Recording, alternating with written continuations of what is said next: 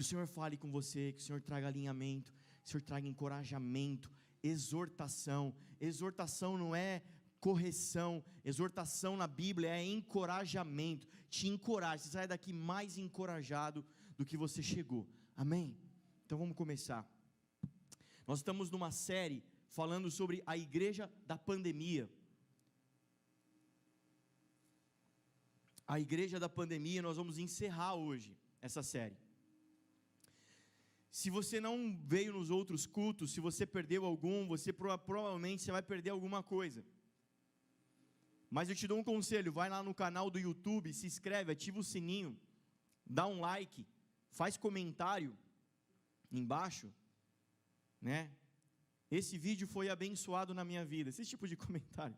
Escreve alguma coisa lá, mas enfim, vai lá e assista os cultos passados, assista as pregações passadas.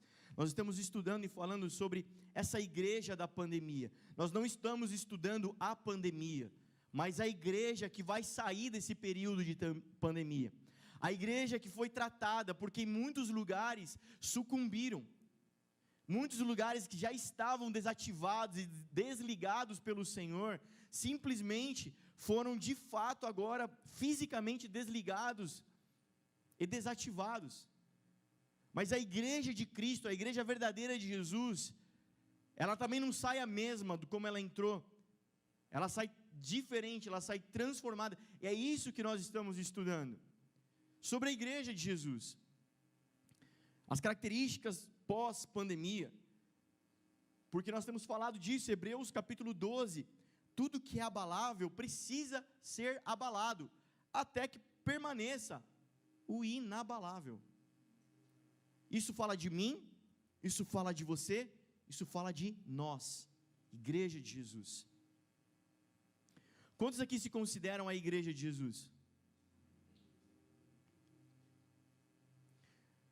O mais espertinho vai dizer, claro que eu sou a igreja de Jesus.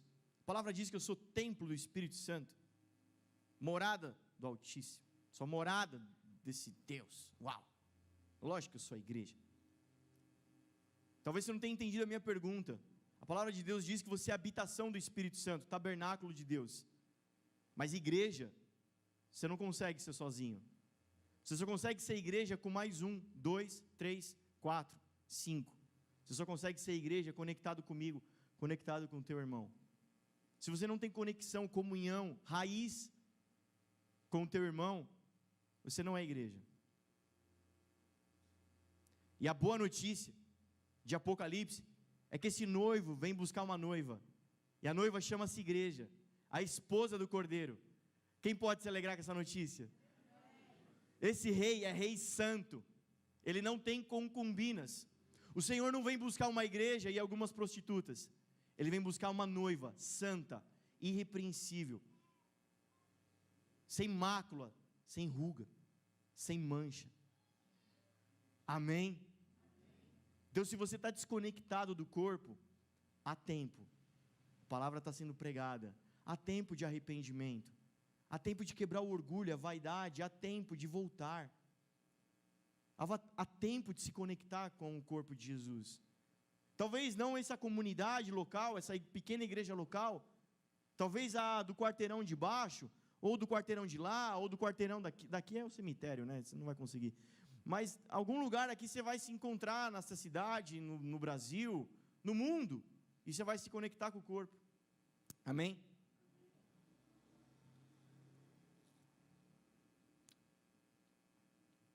Nós falamos sobre a igreja, a característica da igreja pós-pandemia. Primeiro nós falamos que é a igreja que tem equilíbrio emocional, a igreja que tem um espírito de moderação. Depois o pastor Regito veio e pregou sobre esse tempo e essa igreja como um acelerador de processos, uma igreja que vem acelerando o tempo e as profecias. No outro domingo nós falamos sobre a igreja que foi escondida, a igreja que foi levada para um lugar profundo. Nós entendemos, nos aprofundamos em entender o que é ser escondido no Senhor. Nós falamos sobre o deserto e nós falamos sobre o monte. Ficar escondido não é ficar embaixo da cama, não é desaparecer, estar anônimo. Escondido fala de intimidade, profundidade, de propósito com o Senhor. E hoje nós vamos falar da igreja da pandemia, a igreja que vai sair da pandemia, pós-pandemia, a igreja profética. E por que ela é profética? Porque ela é a última geração. Quem pode se alegrar com essa palavra? Quem pode se alegrar com a notícia desse rei que está vindo para te encontrar? Glória, glória a Deus, glória a Deus. Ontem eu falava com um jovem, ele é recém-chegado na igreja, coração queimando, aquilo que a gente tem falado sobre o primeiro amor, coração queimando, renovo, buscando ao Senhor. Ele trabalha na empresa, faz 3 turnos, ele tinha dito, antes de conhecer o Senhor, antes de se queimar o coração, ele tinha dito para o chefe dele, me coloca no 3º turno da noite, porque eu quero ganhar mais, que eu tenho um monte de coisa para fazer, um monte de plano que eu tenho para fazer, e etc, eu quero ganhar mais, pode pôr, né? Pode me colocar lá. Mas ele conheceu o Senhor, ele foi atropelado por essa carreta chamada Jesus, ficou desfigurado, apaixonado. Passaram-se meses, chegou a oportunidade de mudar de turno, e o chefe falou assim, e aí, está de pé? Aquela mudança? Ele falou, não, pode me deixar no turno da manhã, eu encontrei algo mais importante para fazer.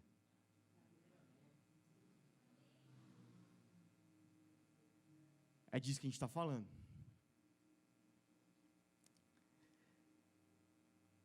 Jean, põe para mim Salmo 37, versículo 5. Entrega o teu caminho ao Senhor.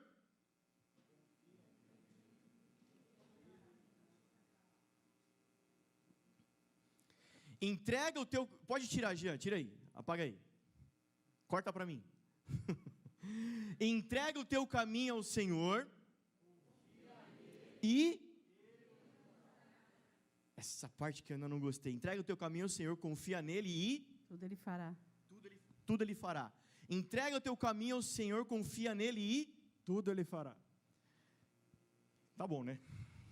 Deu, tá bom. Vamos correr. Entrega teu caminho ao Senhor, confia nele. Sabe, num tempo tão difícil que nós temos vivido, nos dias difíceis, esse não é o texto base que a gente vai usar, está lá em Mateus capítulo 24, pode deixar sua Bíblia aberta. Em dias tão difíceis, economicamente, politicamente, tanta má notícia, a perda de alguns queridos, a enfermidade de alguns irmãos, meu Deus, cara, meu Deus, dá livramento, Covid, sabe que isso não vem a piorar, mas o Senhor dê livramento, guarda. Poxa, eu não tenho convênio, e agora, se tiver que depender do SUS, ai meu Deus, sabe, é alguém próximo da gente que falece, essa semana, hoje não, né, mas essa semana que se passou, faleceu. Quem se lembra da Gabi, amiga nossa, que veio aqui nos dias de oração, recebeu oração, né, buscando o pai dela, internado, com Covid, essa semana o pai dela faleceu. Poxa, próximo da gente, mais um, que vai nessa pandemia, que se perde, tantas más notícias, mas olha, entrega teu caminho ao Senhor, confia nele, tudo Ele fará. Sabe, problemas do casamento, sabe, entrega teu caminho ao Senhor, entrega a tua vida ao Senhor, sabe, começa a ir buscar o Senhor, entregar o teu caminho ao Senhor, começar a buscar o Senhor, colocar tua fé no Senhor, e Ele vai ajudar, Ele vai vir com livramento sobre o teu casamento, Ele vai vir com livramento sobre a tua casa, tuas finanças, Ele vai vir com livramento sobre a tua saúde. Entrega teu caminho ao Senhor. Às vezes a gente segura o caminho para a gente, a nossa vida para nós, mas nós entregamos para Jesus, e Ele tudo vai fazer, amém? Quem acredita nessa palavra como um fundamento da nossa fé, diz amém. Cara, eu tenho uma péssima notícia para te dar, e parênteses, se essa noite, a maioria de vocês não for para casa triste, pensativo, muito provavelmente eu falhei na missão hoje. Fecha parênteses. Se você acredita no que eu acabei de falar como fundamento da tua fé, você está, querido, a passos largos de ir para o inferno. E se você acredita, está errado, pastor.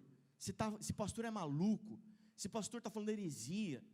Se você realmente acredita no que eu acabei de falar como um fundamento da sua fé, essa igreja não é a sua igreja. tem algum outro lugar que prega o evangelho que você acredita. Aqui não é o seu lugar.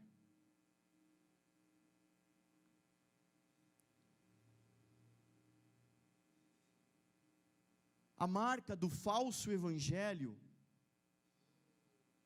é o foco no secundário. E tudo que eu falei aqui é secundário. São necessidades humanas, são demandas humanas. A marca do falso evangelho não é pedir para você fazer campanha, não é só pedir para você fazer campanha de dízimos e de ofertas e um desafio financeiro para você receber aquilo que você quer receber. Porque isso daí, qualquer criança do Viva Kids sabe que é um falso evangelho. A marca do falso evangelho não é ficar fazendo sessões de exorcismos, invocando espíritos imundos, porque isso até as nossas crianças do Viva Kids já aprenderam. Mas uma das marcas do falso evangelho é colocar o foco na demanda e nas necessidades humanas, ou seja, no que é secundário. O que é secundário, nós cremos que poderá talvez acontecer conforme a vontade e soberania de Deus. Ontem nós tivemos uma peça aqui, e quem esteve aqui vai se lembrar do que foi ilustrado para nós. A cena, para você que não veio e perdeu essa grande oportunidade, mas só para usar a figura de linguagem de ontem para te ajudar a entender o que eu estou querendo dizer. A cena era o diabo, e as pessoas vinham. Quem eram as pessoas? Os perdidos, os desviados, os que não conhecem Jesus? Não, os irmãos da igreja, pastores, missionários, homens de Deus, mulheres, cantores, e eles vinham e negociavam as suas promessas com o diabo. Qual é a promessa que você tem? Que eu sou um grande pastor, um pregador, e fui chamado para pastorear pessoas. O que você quer negociar? Então me dá, e eu faço o que você quer que aconteça. Um deles era um rapaz solteiro que queria namorar, que queria casar com a irmã loira, de olho azul, né? E ficou uma piada até interna da nossa igreja, com a Ariane e tal.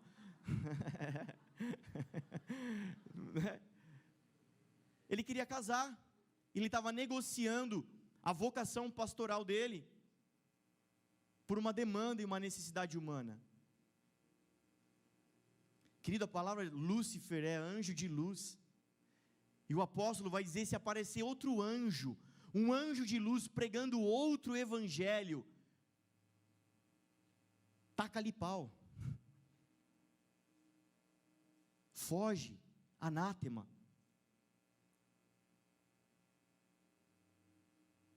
Não negocie as coisas de Deus por nenhuma demanda humana, nenhuma necessidade humana. E aqui fica, para começar esse sermão, um ponto de atenção para falsos mestres e falsos profetas. Falsos mestres apontam para falsas doutrinas, falsos ensinamentos, e falsos profetas apontam para falsas profecias, falsas revelações da palavra de Deus, porque profecia também significa isso.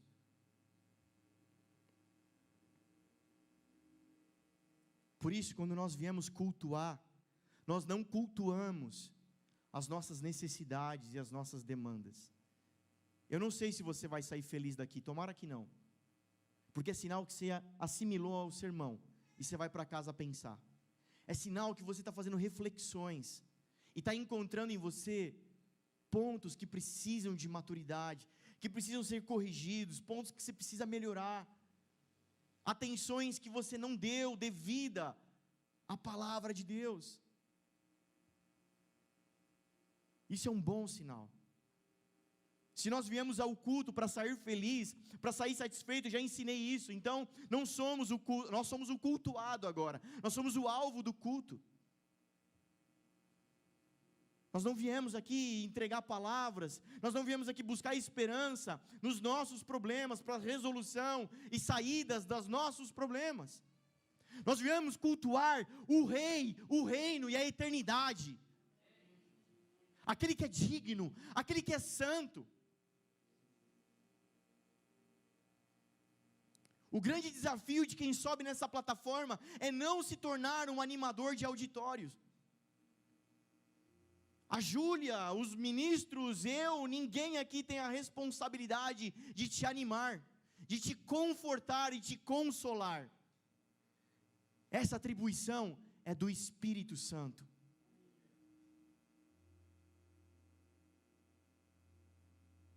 E é necessário relacionamento, conhecê-lo, ser conhecido dele. Amém? Amém?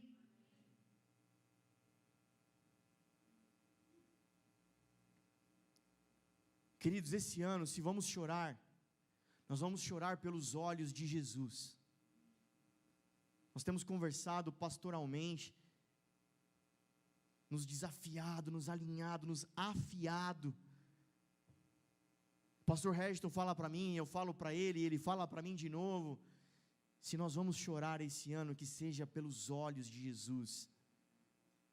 Ou seja, chorar pelo que Jesus chora. Cara, no mundo vocês vão ter aflições. É certo que passaremos por aflições. É certo que passaremos por dores e perdas. Já sabemos disso. Mas se temos chorado, talvez temos chorado pela coisa errada. Eu quero te dar um motivo certo para você chorar. A causa de Jesus. E pelo que Jesus chora.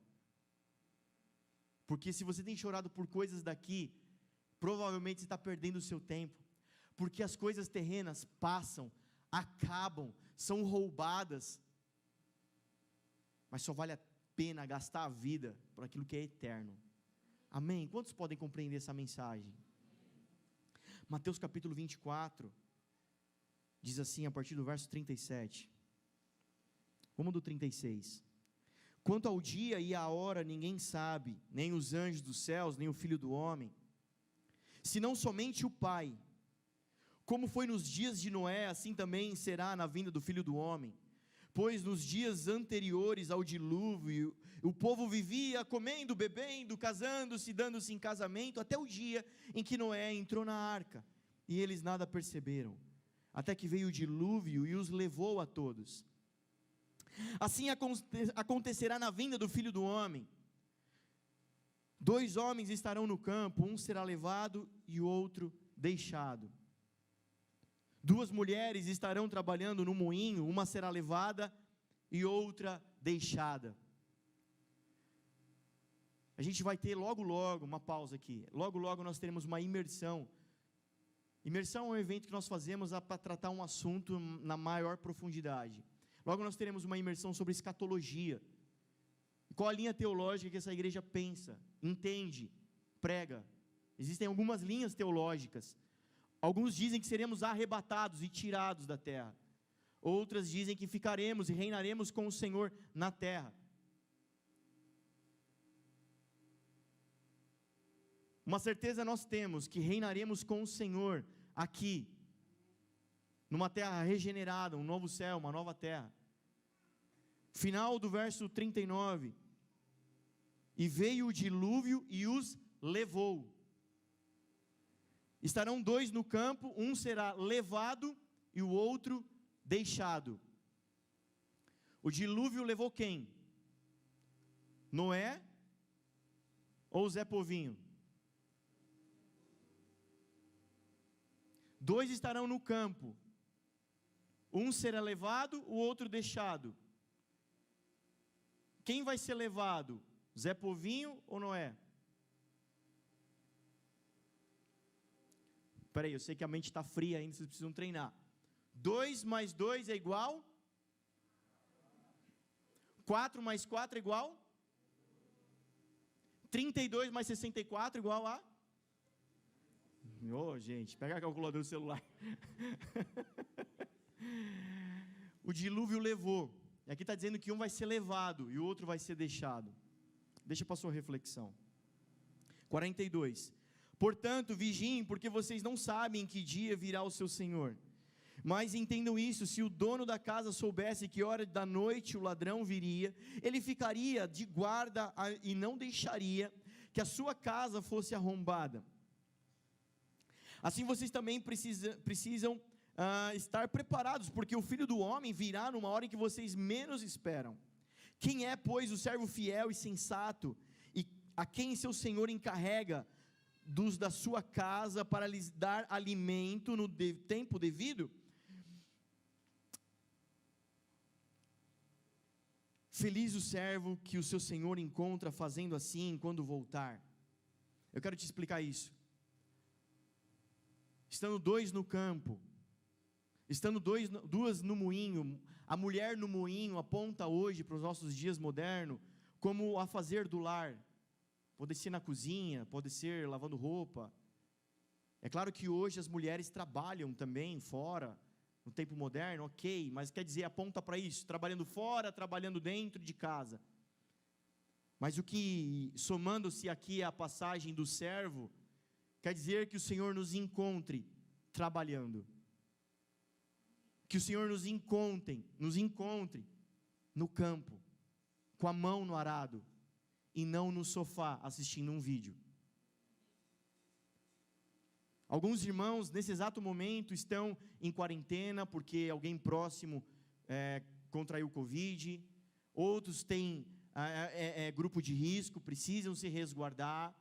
Outros, por algum motivo, não estão aqui hoje, glória a Deus. E se viessem todos, talvez nem caberia todos, com a necessidade de distanciamento, amém, a gente entende isso, mas mesmo nós que estamos em casa, talvez sentado no sofá, assistindo esse culto de forma online, você precisa ter clareza, que o Senhor, quando Ele vier, que Ele te encontre com a mão no arado, porque o Senhor, Ele não se agrada daquele que põe a mão no arado e retrocede, amém? 47, garanto-lhes que Ele o encarregará de todos os seus bens, mas suponham que esse servo seja mau, e diga a si mesmo, meu senhor está demorando, então comece a bater em seus conservos, e comer e a beber com os beberrões. O senhor daquele servo virá num dia, em que ele não espera, e numa hora que não sabe, ele o punirá severamente, e lhe dará lugar com os hipócritas, onde haverá choro e ranger de dentes. A igreja da pandemia, ela é profética, essa igreja. Os dias que nós estamos vivendo, a igreja que nós estamos vivendo hoje, ela é profética, porque ela aponta para os dias de Noé. A palavra de Deus em Mateus 24 está dizendo acerca dos últimos dias, os dias que antecedem a vinda do Senhor. Ele está dizendo que os dias que antecedem a vinda do Senhor são parecidos como os dias de Noé, onde casavam-se, se davam em casamento, comiam, bebiam, se distraíam, e a arca fechou, eles não perceberam. Para você entender um pouquinho mais, indo lá em Gênesis, então, ver como que eram os dias de Noé. Gênesis capítulo 6, verso 1, quando os homens começaram a multiplicar-se na terra, eles nasceram filhas e filhas de Deus, viram que as filhas dos homens eram bonitas, e escolheram para si aquelas que lhes agradaram. Então disse o Senhor, por causa da perversidade do homem, o meu espírito não contenderá com ele para sempre, ele só viverá 120 anos, naqueles dias. Versículo 5, o Senhor viu que a perversidade do homem tinha aumentado na terra, e que toda a inclinação dos pensamentos do seu coração era sempre e somente para o mal. Então o Senhor arrependeu-se de ter feito o homem sobre a terra, e isso cortou-lhe o coração, e disse o Senhor, farei desaparecer da face da terra o homem que criei, os homens e também os grandes animais, os pequenos, as aves do céu, arrependo-me de havê-lo feito. A Noé, porém, o Senhor mostrou benevolência. Esta é a história da família de Noé. Noé era homem justo, íntegro, entre o povo da sua época, ele andava com Deus. Noé gerou 3 filhos sem Cã e Jafé. Ora, a terra estava corrompida aos olhos de Deus e cheia de violência. Ao ver como a terra se corrompera, pois toda a humanidade havia corrompido a sua conduta, Deus disse a Noé, darei fim a todos os seres humanos, e etc, reticências. Assim eram os dias de Noé, que se assemelham aos nossos dias. Os dias de Noé apontam para o início do fim, porque Mateus 24 está dizendo que os dias de Noé não quer dizer que chegará o dia do fim, mas ele aponta para o início do fim. E por isso, nós precisamos entender que essa igreja, não essa pequena igreja local, mas esse tempo que nós estamos vivendo, é a última geração. É a última igreja.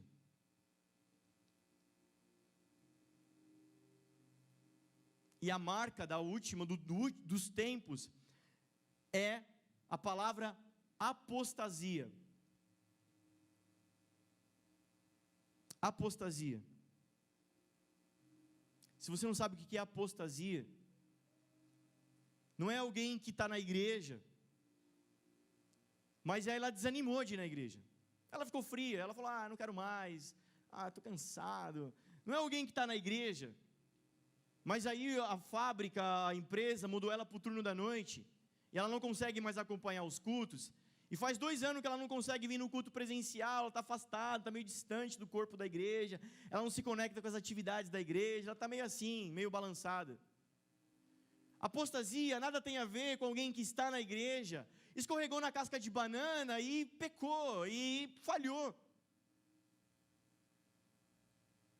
Apostasia aponta para divórcio, ir contra Deus, rebelião contra Deus, se afastar do Senhor, não querer o Senhor, contender contra o Senhor.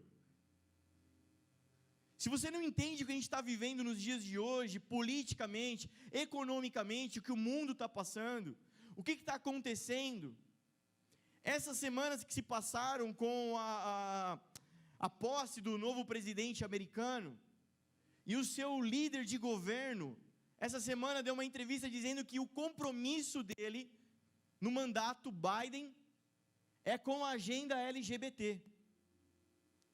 E se você é inteligente, você sabe que a agenda LGBT nada tem a ver com os direitos humanos dos homossexuais. Nada tem a ver com direitos humanos, a livre escolha de sexualidade. Você sabe que a agenda LGBT ela tem total a ver com relação à apostasia, ir contra tudo o que a cultura cristã judaica construiu ao longo dos séculos, a cultura cristã, o formato de família, o formato de criação de filho, o formato de relacionamento homem, mulher e etc., na humanidade.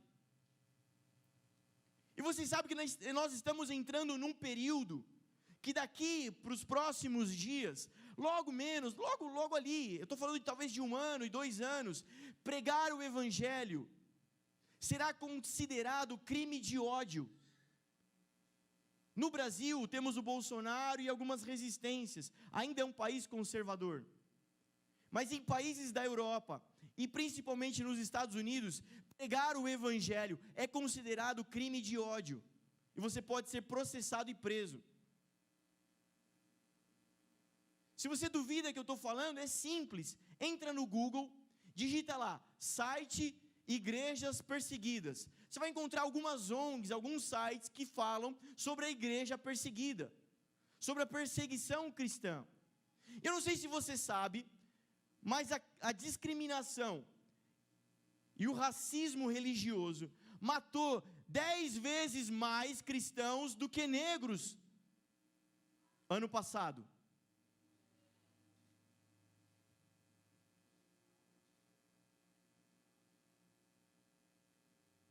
Eu não estou falando de algo que ainda vai começar a acontecer. Eu estou falando de algo que é realidade hoje. Eu estou falando de algo que é a verdade. Num desses sites existe, vi essa semana, um jovem americano foi para a universidade com uma camiseta, talvez da Creio ou da Toy, algum dizer cristão, com uma cruz. O reitor expulsou ele da faculdade. Ele foi tirado à força do campus da faculdade e teve a sua matrícula cancelada, porque ele estava causando distúrbio.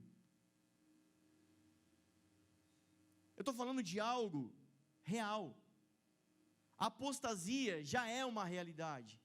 O pensamento que se levanta contra a vontade de Deus. Mas a boa notícia de 2 Coríntios capítulo 10 é que as armas desse exército que nós acabamos de cantar aqui, não são carnais, mas poderosas em Deus, para desfazer toda a fortaleza e pensamento que se levanta contra a vontade de Deus. Quantos podem se alegrar com essa notícia? Sua alegria me contagia.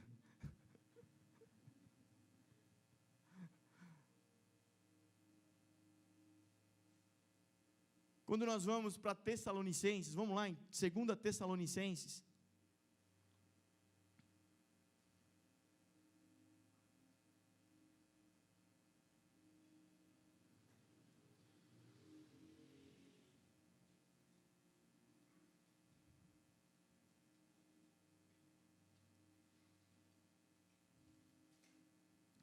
capítulo 2, verso 1, diz assim: irmãos, quanto à vinda do nosso Senhor Jesus Cristo e a nossa reunião com Ele, rogamos a vocês que não se deixem abalar, nem alarmar tão facilmente, quer por profecia, quer por palavra, quer por carta supostamente vinda de nós, como se o dia do Senhor já tivesse chegado.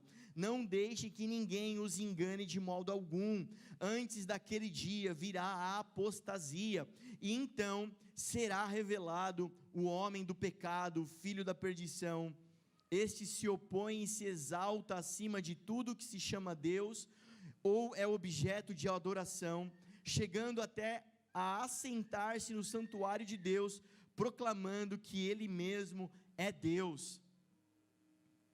Antes da vinda do Senhor, a marca é apostasia. A marca é apostasia. Os homens se voltando contra Deus. Quem entendeu até aqui diz amém, bem forte. Amém. Eu preciso que você entenda. Eu não preciso que você sinta, eu preciso que você entenda.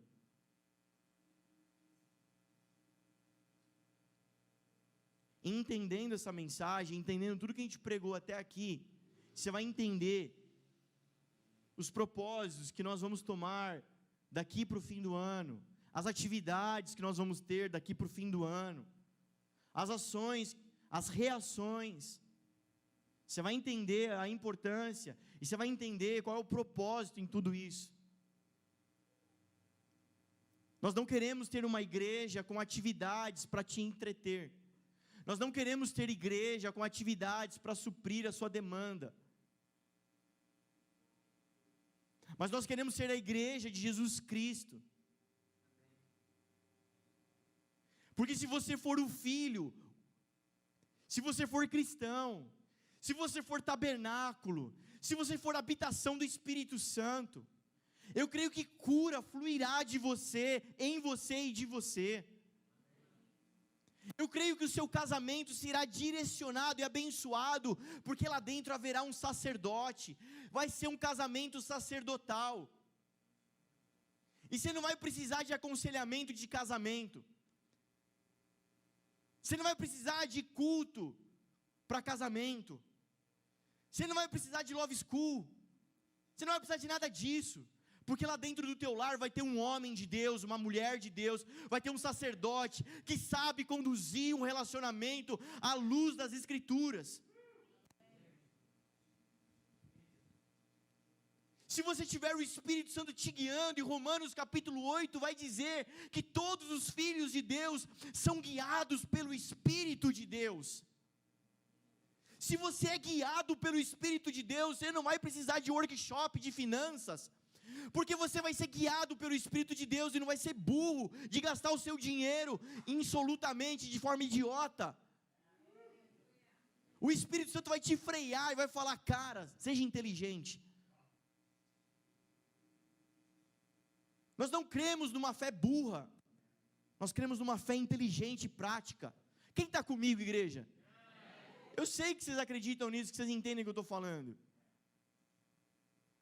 Eu tenho dito: não, eu vou gastar meu dinheiro do jeito que eu quiser, o Senhor vai cuidar das minhas finanças, porque eu dei 10%. Ah, que fé interessante. Aí eu volto ao meu exemplo lá. Então vai lá e come aquele presunto com a validade estragada lá na sua geladeira, e o Senhor vai cuidar do teu intestino. Atravessa a avenida sem olhar para os lados, e o Senhor vai colocar os anjos à sua volta. Vamos lá, igreja. Uma fé inteligente. Se você for cheio, a gente vai gastar o ano, a gente vai gastar 2021, 2022 e até o resto das nossas vidas, olhando para o céu, para o autor e consumador da nossa fé. Talvez sim, você adoeça e morra de câncer. E vá feliz, com os olhos cheios de lágrima, como Estevão dizendo assim no seu último fôlego de vida: eis que vejo o céu aberto, e o Filho do Homem à direita do Pai me esperando. Cara, jamais esqueça um testemunho de um pastor, lá da outra igreja que a gente frequentou, cristão, pastor, e um dia a mulher dele passou mal e morreu, em casa. Teve um mal súbito, pá, morreu. E ele ficou 40 minutos orando e clamando ao Senhor para que ela ressuscitasse, orando com toda a fé, e ressuscitando. E o Senhor ministrou muito profundamente nele. Depois de cerca de 40 minutos: é isso mesmo que você quer? Sim, Deus ressuscita ela. Ela ressuscitou. E ela voltou. Ele chorando de alívio, ela voltou. Essa mulher voltou tão brava. Ela disse: cara, eu estava na glória, eu vi, eu não queria voltar. E olha que história interessante e absurda, bizarra, né? Ela ficou tão desgostosa, tão brava, ela se desviou, cara. E o casamento dele afundou e foi para o vinagre.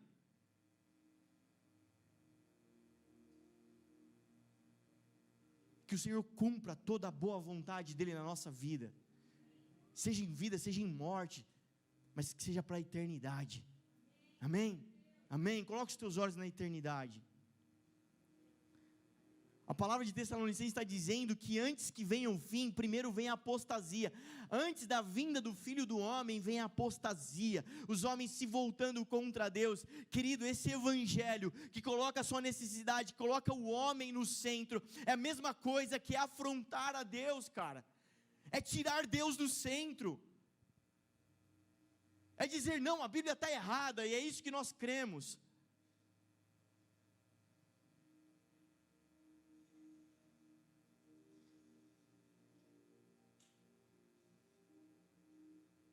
Antes disso vem o anticristo. Antes da segunda vinda vem o anticristo. E nós sabemos que quando o anticristo se manifestar, já estaremos em tribulação. É necessário que tudo isso aconteça antes. Aí vem a segunda vinda, aí vem a vinda do Filho do Homem. E eu quero aguentar até lá. Mas pastor, e aquela teologia que diz que nós somos arrebatados antes de tudo isso? Glória a Deus que se cumpra mesmo.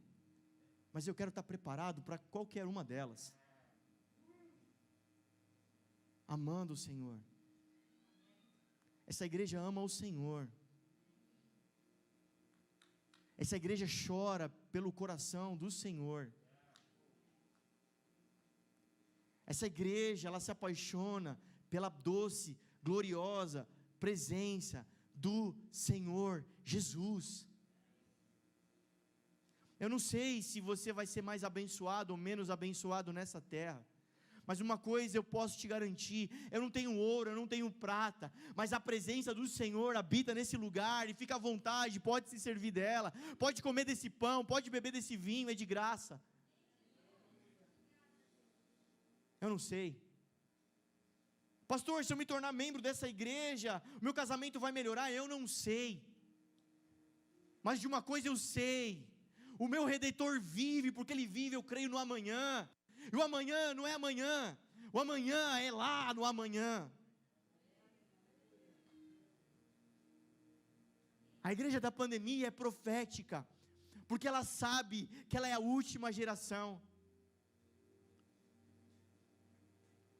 Ela sabe o que está acontecendo nesses dias. Nesses dias, homens e mulheres estão se voltando contra Deus. Não, a palavra não é suficiente. O que ela está escrito não é suficiente para mim. Não me deixa feliz, e eu quero estar feliz. Eu quero estar satisfeito. Mas espera aí, e aquele sonho que eu tinha, o Senhor não pode voltar agora? Eu tenho que correr então, porque tem que dar tempo de se cumprir. Eu nem fui ainda para a praia de Bora Bora, enfim, eu quero ir para lá. caramba, pô, tem tanto ímpio que vai para o Caribe, e eu ainda nem fui viajar, eu nem fui no Guarujá ainda. Tem que se cumprir.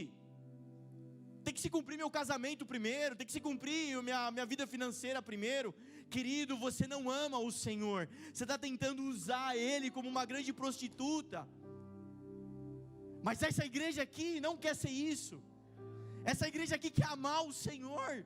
Essa igreja quer dizer: eu amo, eu choro na presença dEle, cara. Se necessário for, eu me rasgo. Você sabe o que é mirra ardente? Você cantou aqui, você nem sabe o que você cantou. A mirra é uma planta muito parecida talvez com uma folha de cacto, horrorosa, espinhuda, feia. E se ela for consumida fria, crua, ela é venenosa, ela mata. Mas a mirra era pegado suas folhas e esmagado no pilão, esmagado, e depois de esmagada, levada ao fogo. Porque quando ela era levada ao fogo, cara, começava a subir uma incensa aromática, um incenso que agradava a Deus, um incenso usado no templo. Sabe, essa mirra é você, cara, é eu, é essa igreja, feia, horrorosa, pecadora, não merecedora.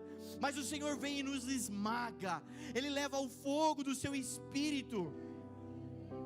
E depois de desaparecer com a gente, só sobra uma essência, um aroma que agrada a Ele, que era usada no Santo dos Santos, a presença de Deus. Para ministrar ao Senhor, primeiro Ele tem que te esmagar, te moer. Primeiro Ele tem que te levar no fogo. Sabe, seus espinhos tem que desaparecer. Sabe, sua aparência feia, que aponta para o pecado, tem que desaparecer. Deus, por que você está me esmagando? Porque eu estou desaparecendo com você. Deus, por que você está aquecendo o fogo? Porque eu quero desaparecer com você. Você lembra dos 3 homens na fornalha ardente, lá da Babilônia? Eis que vejo um quarto homem, e esse quarto tem a feição do Filho do Homem. Ninguém falou mais dos outros 3, só falava do quarto. É isso, cara, o Senhor tem que te levar no fogo mesmo, para desaparecer com a gente. É essa igreja que nós queremos. É essa igreja que vale a pena chorar e dizer: Deus, nós nos arrependemos. Deus, nós não queremos nos vestir de worship, nós queremos nos vestir de cinza e dizer: Deus, muda a nossa vida. A igreja da pandemia, a igreja que foi chamada ao arrependimento, a igreja que foi escondida na intimidade do Senhor, entendeu o lugar dela. Sabe quais são as marcas da última igreja? Como é que a gente sabe que é a última igreja? Porque a última igreja está vivendo os dias de Noé. Se estamos aqui como nos dias de Noé, então somos a última geração. Só que o tal Noé, que entrou para a arca, e a arca aponta para Deus, o Noé, a igreja Noé, que vai desfrutar. Queridos, o dilúvio veio para arrasar com tudo e fazer o quê? Uma nova terra, começar de novo. O Senhor vai vir com poder e grande glória, ao som de alarido, para fazer o quê? Começar nova terra, novo céu. Sabe quem é a igreja Noé que entra para a arca? É aquela que anda com Deus, e Noé andava com Deus. Noé não é o que vai para a igreja de domingo. Não é aquele que canta worship e que balança a cabeça assim. Não é aquele que fala em língua. Não é aquele que anda com Deus. Cara, vale a pena chorar para andar com Deus, cara. Se tiver que chorar, eu não sei se meu carro vai ser o melhor, eu não sei se eu vou trocar de carro, eu não sei se... Não quero saber, cara. Eu não vou chorar mais por causa disso, porque eu encontrei um motivo melhor para chorar, e mais excelente. Seja quem for que vier tocar aqui, seja quem for que vier cantar aqui, seja quem for que vier pregar aqui, pelo amor de Deus, venha fazer isso apaixonado por Jesus. Se você não tem paixão por Jesus, se você não tem chorado por Jesus, não suba aqui, pelo amor de Deus. Você vai trazer um evangelho falso para nós, e e nós rejeitamos isso, e nós vamos combater isso. Pastor, eu tenho tantos problemas. Querido, eu me compadeço com você. Quem é dessa casa sabe quantas salinhas nós temos, quantos atendimentos pastorais nós temos, quanto de carinho nós temos um com o outro. Se você é dessa casa, você sabe disso, das intercessões, das vigílias. Mas acima disso, é secundário. Não quer dizer que não é importante, só quer dizer que é secundário. O mais importante é Ele. Querido, se eu tiver que escolher entre você e o Senhor, se eu tiver que escolher entre o seu calo e o seu problema e o monte, você pode ter certeza que eu vou subir no monte.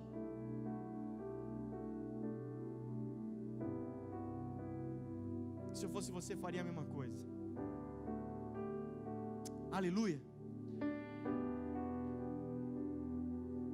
A marca da última igreja é aquela que anda com Deus, e a gente pode achar lá em Apocalipse capítulo 3, e eu já encerro com Apocalipse.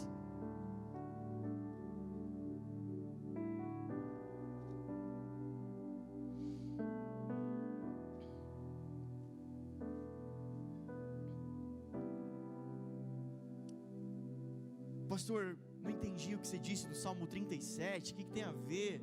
Não está escrito isso? Entrega teu caminho ao Senhor, confia nele, Ele tudo fará.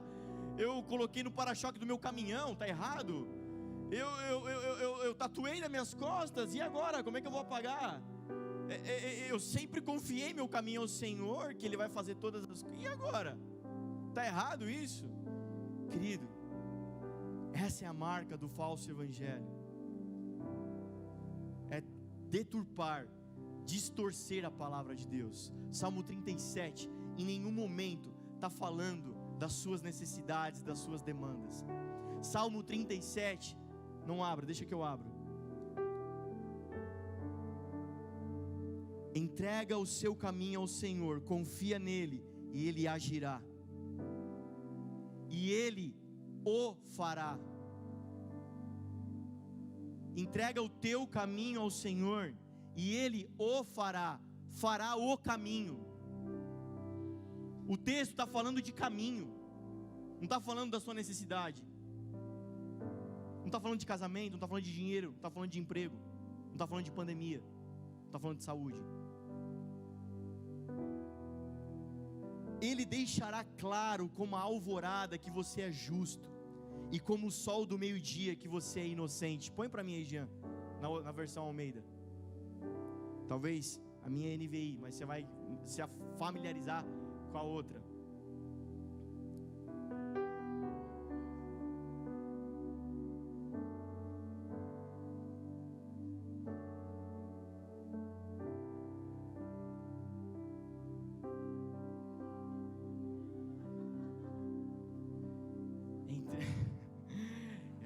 Glória, você pode aplaudir Jesus.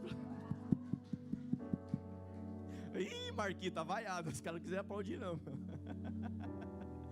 Entrega seu caminho ao Senhor, confia nele, e Ele o fará, Ele o ajudará. 6. É só apertar a setinha para hoje. Tornará a sua inocência radiante. Essa não é Almeida. Você colocou a versão Thales Roberto?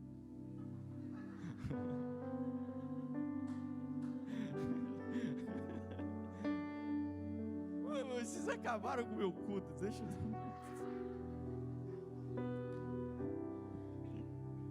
Só um segundo, viu, irmãos? Eu vou entrar no Google aqui. Deixa eu colocar o aplicativo. Pera aí, que eu tenho a Bíblia aqui. Você tem a Bíblia aí? Tem, né? Cadê o Salmo, gente? Tiraram o Salmo do meu celular. Salmo 37, 5. Entrega o teu caminho ao Senhor, confia nele, Ele o mais Ele fará sobressair a tua justiça como a luz, e o teu direito como o sol do meio-dia. Se você ler Salmo 37 inteiro, o contexto é sobre injustiça e justiça. Não se alegre o ímpio está florescendo, está dando certo, porque a injustiça dele vai dar mal. O Salmo está falando de justiça e injustiça. Ele está dizendo que a sua justiça será como uma luz. E luz do hebraico, sabe qual é a palavra? Prosperidade. E justiça do hebraico quer dizer influência. A tua não quer dizer bênção para você comer e se fartar, quer dizer influência.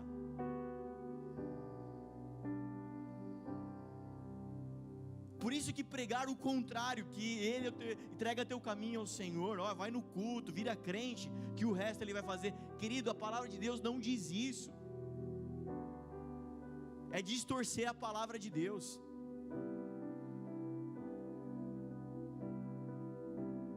Mas vamos lá, vamos para o Apocalipse, que é só para explicar direitinho. Apocalipse capítulo 3.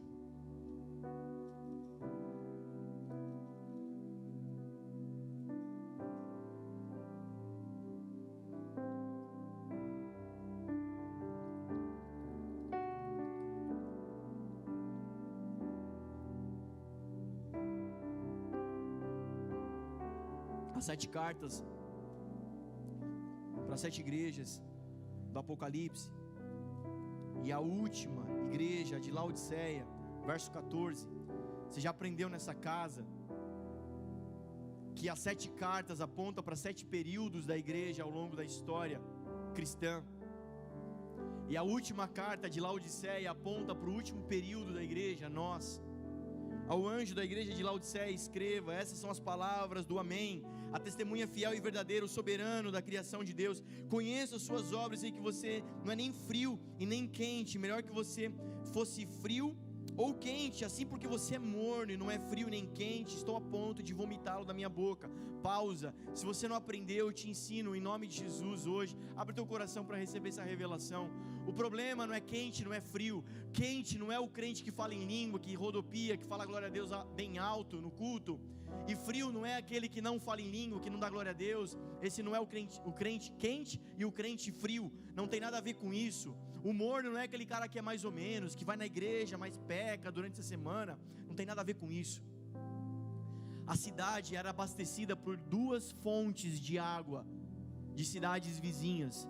Uma fonte era termal, era água quente, e a outra fonte de água era fria.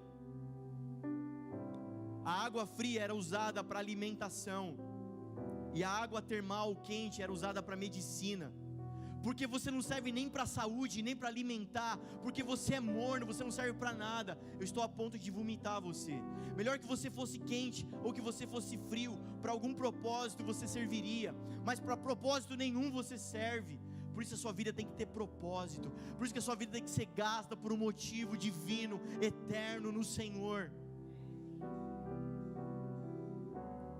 17, você diz: estou rico, adquiri riquezas e não preciso de nada. Não reconhece, porém, que é miserável, digno de compaixão, pobre, cego e que está nu. Dou-lhe este conselho: compre de mim ouro refinado no fogo, e você se tornará rico. Compre roupas brancas e vista-se para cobrir a sua vergonhosa nudez, e compre colírio para ungir os seus olhos e poder enxergar. Repreendo e disciplino aqueles que eu amo. Por isso, seja diligente e arrependa-se. Eis que estou à porta e bato. Se alguém ouvir a minha voz e abrir a porta, entrarei e cearei com ele, ele comigo. Ao vencedor darei o direito de sentar-se comigo em meu trono, assim como eu também venci e sentei-me com meu Pai em seu trono. Aquele que tem ouvidos ouça o que o Espírito diz às igrejas. As marcas da última igreja são essas. É a igreja rica, porque tem ouro refinado. Ouro na Bíblia aponta para a divindade, para a eternidade. Talvez, queridos, sejamos uma pequena comunidade como essa, sem grandes recursos comparados a outros lugares, mas nada disso importa. Mais importa ter ouro refinado do Senhor aqui nessa casa. Mais importa as pessoas entrarem aqui e dizer: cara, Deus está nesse lugar. Mais importa as pessoas olharem para você e dizer: cara, tem ouro refinado nesse homem, tem ouro refinado nessa mulher, tem ouro refinado nessa igreja. A igreja que vai subir é a igreja adornada. Aleluia. A marca da igreja desses dias é a igreja pura, é a igreja santa, vestes brancas, justificada. Pureza e santidade nada tem a ver com a ausência do pecado, mas a pureza e santidade aqui aponta para a ausência da falsa profecia, da falsa palavra. Você pode ficar de pé no seu lugar?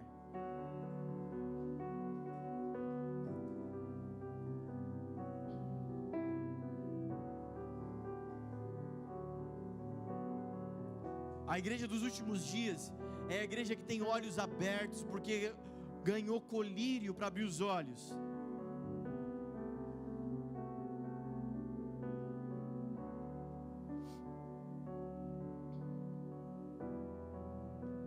Quantos já não enxergam mais Jesus? Quantos já não enxergam mais Jesus? Quantos dizem: sou rico, sou crente, sou espiritual, e já não reconhecem mais Jesus? São como aqueles homens a caminho de Emaús. O Senhor chega perto, se aproxima, se apresenta e já não reconhece mais Ele. Feche seus olhos, permaneça com eles fechados. Enquanto eu vou falando, se veja nessa situação. A marca da igreja que vai subir, ou que vai encontrar o Senhor nos ares, como você preferir. A marca da igreja é essa: santa, porque guardou a santa palavra; adornada, porque encontrou no Senhor o ouro, e não riqueza desse mundo, e não bênçãos desse mundo. Ela tem olhos abertos, as escamas já caíram, porque se encontrou com Jesus. É um encontro com Jesus que vai abrir seus olhos. Eu não quero te emocionar, e eu nem quero que a banda toque mais. Só o pastor Registon, por favor. Mas eu quero que você tenha consciência da gravidade, da importância desses dias. A igreja desses dias é a igreja encontrada por Jesus. A igreja desses dias é aquela que não diz Shei, nem uou, nem glória. É aquela que conhece Jesus e é conhecida dele. Talvez desse salão nem 10% talvez conheçam a Jesus. Mas a boa notícia é que hoje Ele está aqui. A boa notícia é que talvez, assim como José e Maria, você perdeu Jesus no meio do caminho, mas Ele está no templo, Ele permanece no tabernáculo. O tabernáculo, você já acabou de falar que é você, então procure aí dentro. Por isso os olhos fechados, olhe para dentro. O apóstolo vai dizer: cada um examine-se a si mesmo. Olhe para dentro. Talvez você tenha cantado, tocado, pregado, falado, mas já deixou Jesus há tempos pelo caminho. Talvez como aquele leproso que foi ministrado aqui, você foi embora alegre com a sua cura e já nem voltou para receber salvação do Senhor. Você está feliz com o seu corpo novinho, bonito?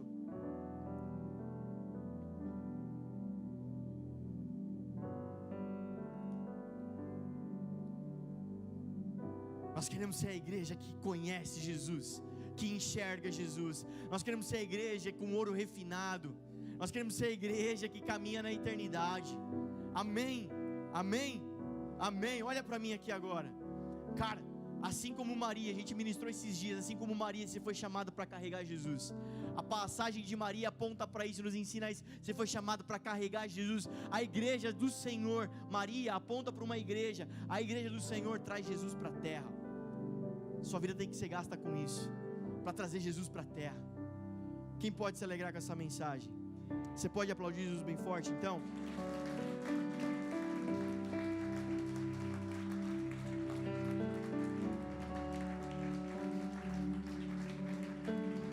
Glória. Que você medite, que você pense, que você faça reflexões, que você tire mais revelações do que eu tirei desses textos, que você vá mais fundo do que eu fui aqui essa noite. Eu gastei talvez 1 hora e pouco para falar isso. Você tem o resto da sua vida para continuar meditando nessa palavra. Não pare, Não pare, vai mais fundo. Chegará o dia que gritarão: chegou o noivo, e já não haverá mais tempo. Mas hoje é tempo. Hoje é tempo. Hoje é tempo de carregar algo precioso. Esse precioso é chamado Jesus. Maria disse assim: mas eu sou virgem. A religião traduz a vida a partir daquilo que você faz. Eu sou tão podre, eu sou tão pecador, como é que eu vou trazer Jesus? Como é que eu vou carregar Jesus? Eu sou tão mal. Mas o cristianismo processa a vida a partir daquilo que Ele fez, e não do que você faz. A obra de Jesus é completa.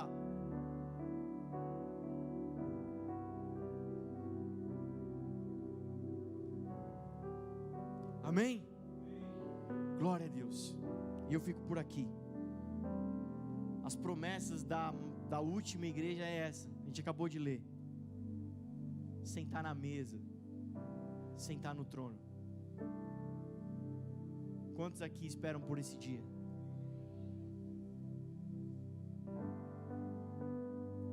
Vai dar para cantar aquela música? Vai.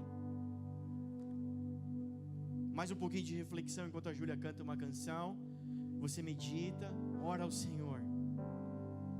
Ora ao Senhor: Deus, eu quero voltar ao primeiro amor. Deus, eu quero ir mais fundo em Ti, Jesus. Nesse ano eu quero ir mais fundo no Senhor.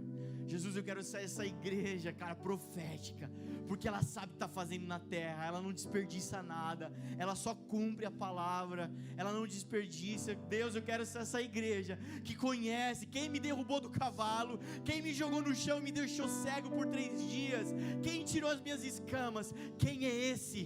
Quem é esse que faz o cego enxergar? Quem é esse que faz o coxo andar? Quem é esse que faz o mudo falar? Quem é esse que dá filhos para estéril?